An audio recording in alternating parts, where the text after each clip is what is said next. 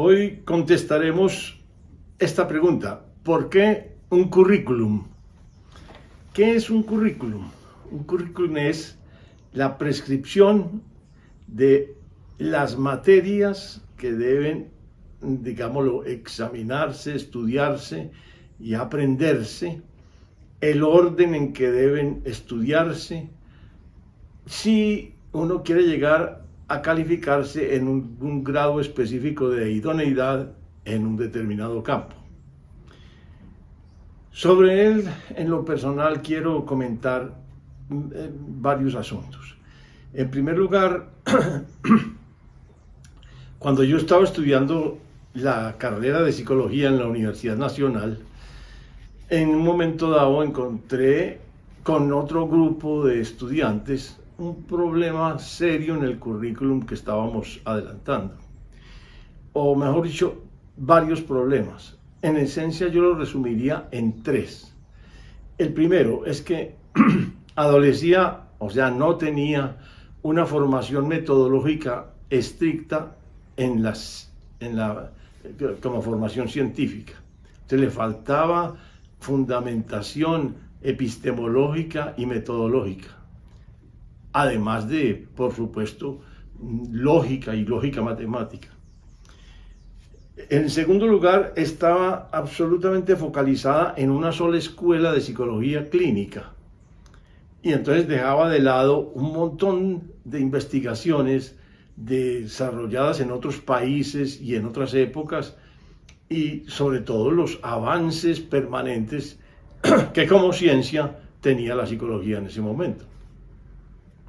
Y en tercer lugar, tenía una colocación deficiente de las materias, porque a veces había materias que se estaban recibiendo y no tenían el fundamento básico, porque estaban dispuestas esas materias básicas después de ella. Entonces tenían, digamos, alteraciones en el orden con que estaba concebido el currículum.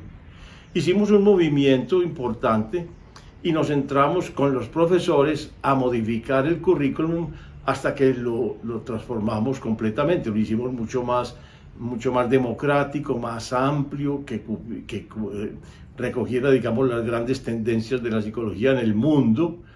Lo hicimos con una base metodológica profunda, de manera que la gente pudiera articular bien, de una manera lógica y estructurada, los distintos enfoques y pudiera aprovecharlos. Y tercero, hicimos una secuenciación que nos pareció ordenada y que por lo tanto permitía que el aprendizaje se hiciera de una manera lógica y coherente. En el fondo nosotros hicimos un trabajo de modificar el currículum a través del cual esperábamos formarnos como psicólogos de base. Entonces, después vienen todo lo que es el currículum correlativo o correspondiente al posgrado, a las especializaciones, a los másteres, a lo que sea necesario para calificarse en un campo específico y adquirir un nivel de más profundidad y de más idoneidad. Pues yo quiero comentar que nunca en la vida debemos dejar de tener una prescripción de ese orden de formación. Yo por lo menos hace por ahí, yo diría que unos 40 o hasta 50 años, que tengo unos campos absolutamente cuidadosos con los cuales estoy estudiando siempre. Campos que les voy a relatar brevemente. El primero de todos sigue siendo el campo de la epistemología y la metodología científica. Siempre hay nuevos tratamientos matemáticos de las hipótesis, mucho más refinados, porque las diferencias que se van encontrando, por ejemplo, en una serie de experimentos son muy mínimas, pero encontrarle su sistemática y su tendencia permanente es clave en la ciencia. Incluso su probabilidad, porque hay experimentos que hay que evaluar por la consistencia de los resultados, por la permanencia de la tendencia de los mismos y por la probabilidad, o sea, por la frecuencia con que aparezcan. Y eso cada vez recibe tratamientos más, digámoslo, refinados, aún desde el punto de vista matemático. Entonces, estar pendiente de la metodología y de los avances en epistemología, porque hay nuevas consideraciones cada vez, y aunque se mantenga una tesis muy clara para hacer la demarcación del conocimiento científico del conocimiento que no es científico, pero hay muchos avances y muchos ángulos y muchos desarrollos en el examen del conocimiento válido y de las características de ese conocimiento. Entonces hay un campo, que es el campo de la epistemología y la metodología, donde yo mantengo permanentemente un ojo avisor, o sea, un estudio sistemático y continuado de las novedades que vayan apareciendo en el campo. Un segundo aspecto que me interesa mucho es la etología. La etología es la ciencia del comportamiento animal. Y a mí me interesa el comportamiento animal por las similitudes que tiene con el comportamiento humano y porque hay leyes que cobijan todos los comportamientos. Y me interesa además todo lo que es el bagaje genético y de ahí, y de consiguiente, los estudios posteriores sobre la epigenética. Mucho me interesan, por ejemplo, todos los experimentos nuevos sobre trasplante de órganos, porque en esos trasplantes se presentan unos rechazos supremamente importantes y unas influencias psicológicas entre el donante y el que recibe el órgano concreto demasiado importantes. Entonces es otro ámbito donde yo ejerzo una vigilancia, digámoslo, científica y tecnológica permanente. Otro aspecto que me interesa mucho es lo que podríamos llamar el ascenso humano. El ascenso humano básicamente está caracterizado por los avances externos del hombre, como desde el momento en que aparece la cultura humana, aparece una condición de nómada, de recolector de alimentos y cazador eventual, hasta que aparece el cultivo, o mejor dicho, la creación de la agricultura y el cuidado del ganado.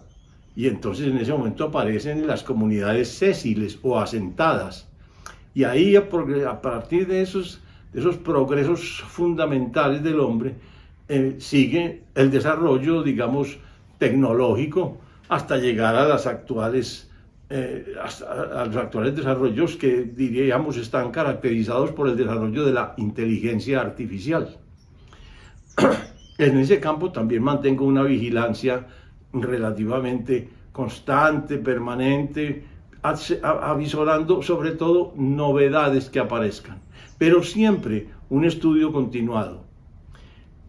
Hay otro campo que me interesa mucho, que es el puramente científico de la física cuántica. Y ahí me interesa tanto los avances en física teórica como los avances en computación cuántica. O sea, porque ya el desarrollo del computador cuántico está muy avanzado, en algunos momentos ya se cree tenerlo, hay hasta regulación nueva, muy cauta, porque hay muchas amenazas, digámoslo, terroristas, incluso para el uso de esos avances tan dramáticos y tan increíbles que trae la computación cuántica.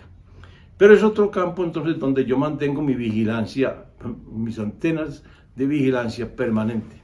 Yo hago esa vigilancia a través del estudio de libros, artículos, videos, bueno, todo lo que sea comunicación científica y sus distintas maneras de comunicación. Otro de los campos que cultivo con mucho cuidado es la arqueología y la historia. A mí me interesa todos los avances arqueológicos, desde las primeras construcciones humanas, 10.000 años antes de Jesús, o sea, todo lo que se construyó en la época, en el valle de Mesopotamia, entre los ríos Tigris y Éufrates, todo lo que se construyó en desde entonces, unos 10.000 años atrás, de Jesús, del nacimiento, del advenimiento de Jesús. Y me interesa además el desarrollo histórico. En el desarrollo histórico yo me detengo muy particularmente en ciertas épocas muy importantes para la cultura occidental y para la cultura humana del siglo XX que me ha tocado vivir. Y por ejemplo, la Grecia clásica, entre el 499 a.C.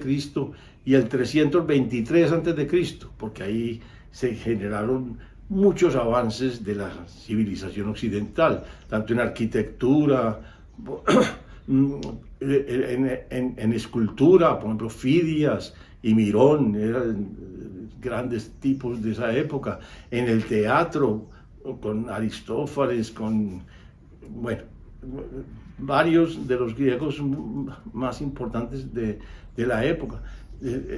Un estado democrático como el que se nació en Atenas y una actividad tan importante en ese desempeño como el que desarrolló Pericles en la misma Atenas durante más de 30 años. Es un ejemplo increíble de liderazgo democrático. Y también todas las ramas de la filosofía importante, que duraron pues con una vigencia gigantesca hasta hoy, o sea, 2000 años. La vigencia digamos, del racionalismo que empezó con Sócrates, continuó con Platón y luego con Aristóteles. Entonces, para mí esa parte es demasiado importante, la Grecia clásica, porque es un fundamento esencial de la civilización occidental. Y me interesa también mucho la parte de la Edad Media, porque hubo unos cambios muy radicales en la concepción del hombre acerca de sí mismo, acerca del planeta, acerca del universo, en fin, hubo cambios demasiado importantes y que marcaron una ruptura contra lo que se venía creyendo y una salida, digamos, de un campo puramente dogmático, muy cerrado, donde casi que no se admitía sino una sola visión del mundo, a admitir un montón de vertientes diferentes, un montón de estudios posibles, bueno, y donde el mismo arte hizo unas transformaciones gigantescas. Y luego me interesa mucho en la época moderna, por supuesto, el siglo XX, porque con sus guerras, el concepto de estrategia, pero también los conceptos más azarosos del hombre, por ejemplo, todos los documentos que he tenido acceso a lo que pasó en los centros de reclusión de los nazis, que eran centros de exterminio como Auschwitz en Polonia. Entonces, eso para mí es demasiado importante porque es una época de transformaciones también muy grandes, de extremos gigantescos en lo que corresponde digámoslo, a la tragedia humana y la capacidad del hombre de superar semejantes estados de depravación y de agresión y de amenaza y de tortura. Entonces ese es otro filón en donde yo estudio permanentemente, siempre, permanentemente.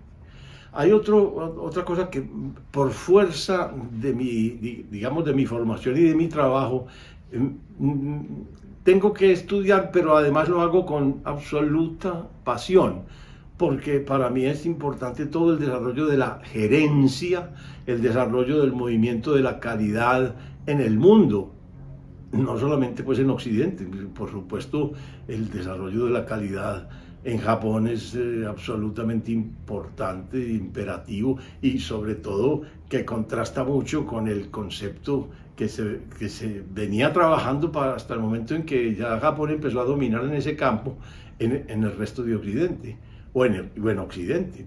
Entonces es un campo en donde yo sigo trabajando, incluyendo campos modernos o digamos vertientes modernas como el mercadeo y la logística, porque también es importante entender cómo va variando el concepto de gerencia y de productividad en el trabajo del hombre.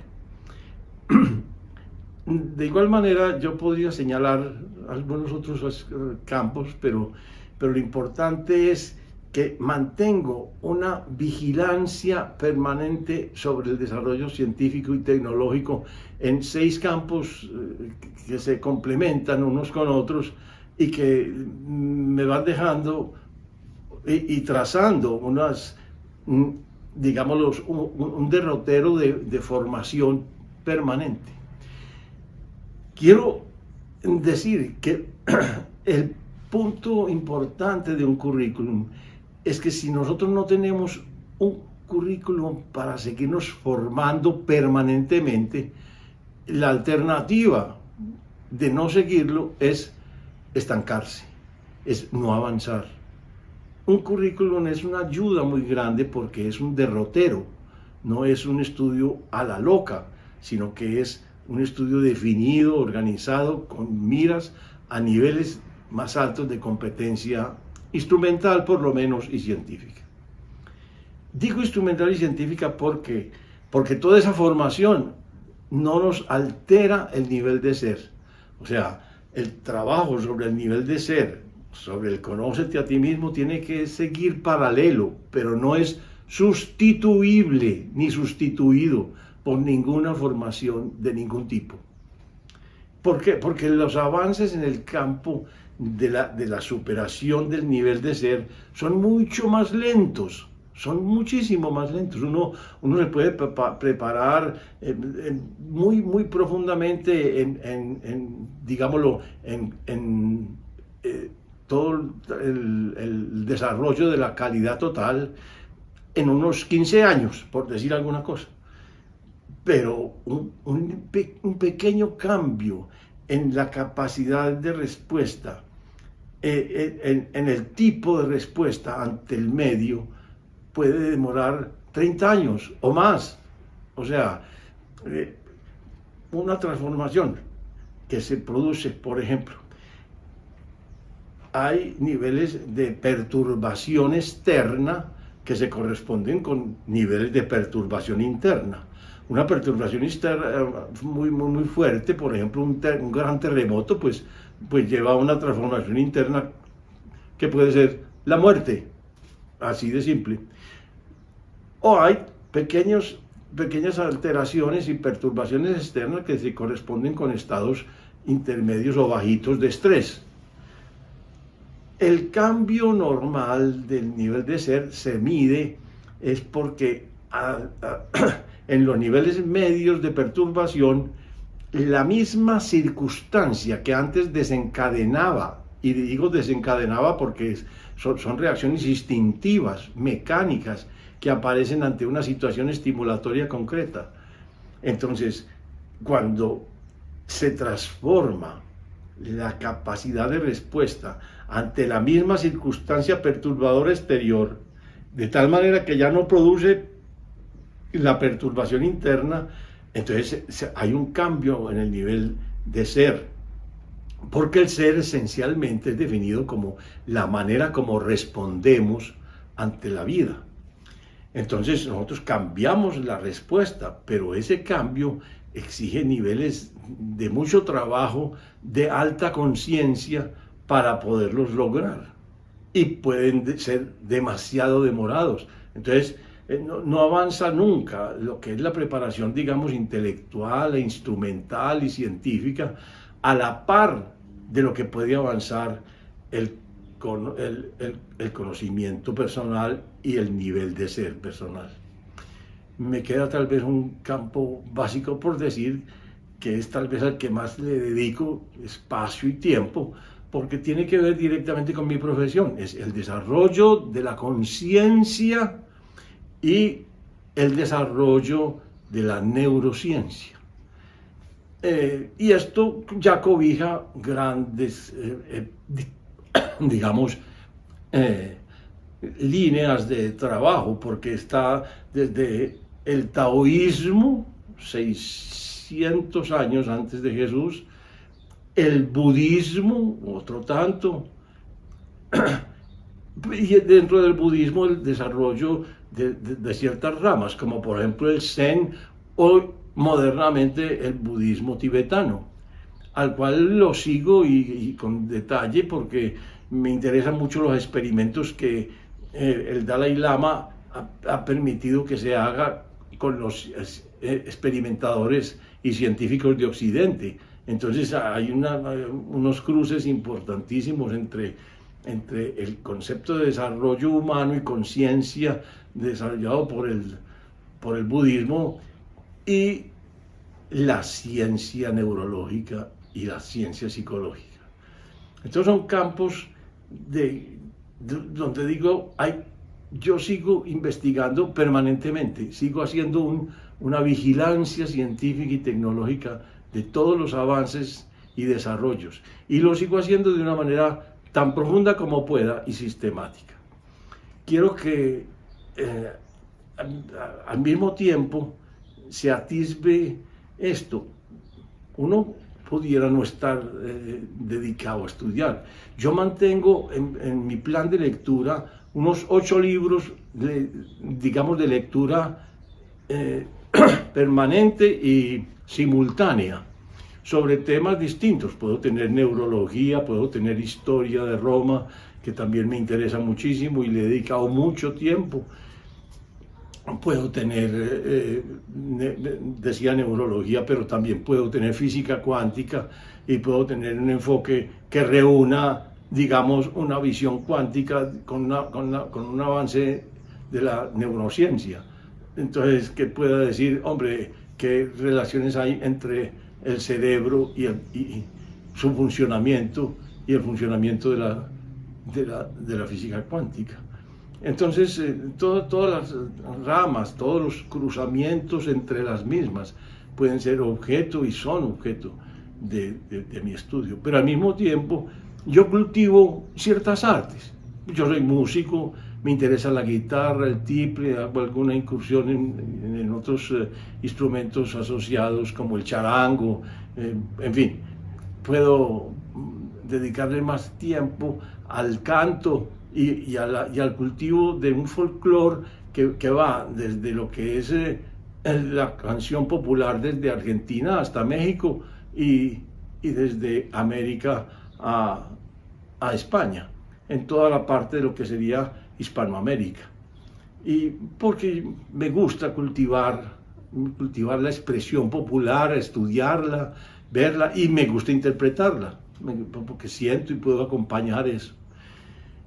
Pero en todo caso, lo que quiero es invitarlos a que definan en ustedes mismos derroteros de formación sistemática y permanente, de manera que puedan asegurar que su tiempo no se pierde, que su vida no se estanca, que ante todo cultivan el interés humano en aprender, en salir de una ignorancia absoluta, porque debemos partir de ese principio. Del 99% de las cosas que hay que aprender en la vida, el 99% no son todavía desconocidas. O sea, nosotros tenemos que reconocer una ignorancia profunda que al mismo tiempo nos acompaña en el desarrollo de nuestra atención y nuestro interés por descubrir el mundo. Con mis mejores deseos de que no se estanquen, de que se cultiven, de que cultiven la ciencia, la tecnología y el arte. Me despido. Nos vemos.